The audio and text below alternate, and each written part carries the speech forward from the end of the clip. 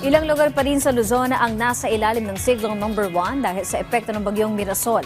Habang ang bagyong Nando naman napanatili ang lakas.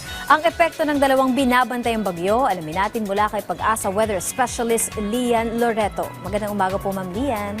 Magandang umaga po, Ms. Leslie, at sa lahat po ng ating mga taga-subaybay. Ito nga pong si Mirasol ay nasa layong 165 kilometers sa kanluran ng Calayan, Cagayan. At ngayon, meron pa rin po itong taglay na hangin na abot sa 55 kilometers per hour at bugso na abot sa 70 kilometers per hour.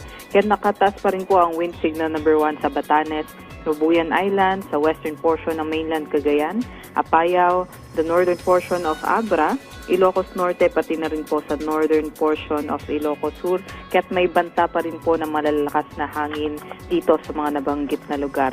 Samantala, yun nga pong ating binabantayan na isa pang bagyo na nakapasok na nga po ng ating Philippine Area of Responsibility kagabi ay nasa layong 1,225 kilometers sa silangan ng southeastern Luzon. Sa ngayon po, meron pa rin po itong taglay na hangin na abot sa 55 kilometers per hour at bugso na abot sa 70 kilometers per hour.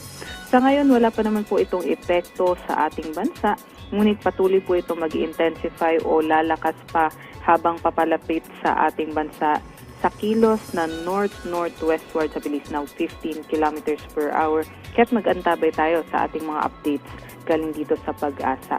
Yun nga po ng mga nakataas ng wind signal number 1 ay hindi lang po hangin yung kanyang aasahan dahil dito kay Mirasol, kundi pati na rin po mga pag-ulan dahil po dito pa rin sa Mirasol.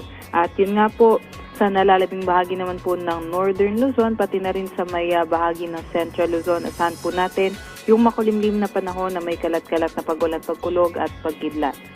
Aside po dito, yung ating southwest monsoon ay bahagya pong pinapalakas nitong ating Mirasol at makakaapekto naman sa may Western Visayas, pati na rin po sa may Mimaropa area.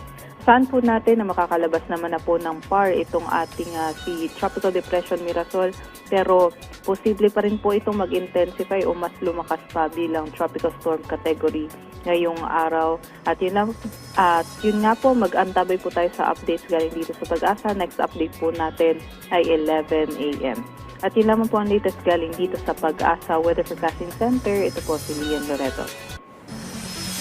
Maraming salamat, Pag-asa Weather Specialist Lian Loreto.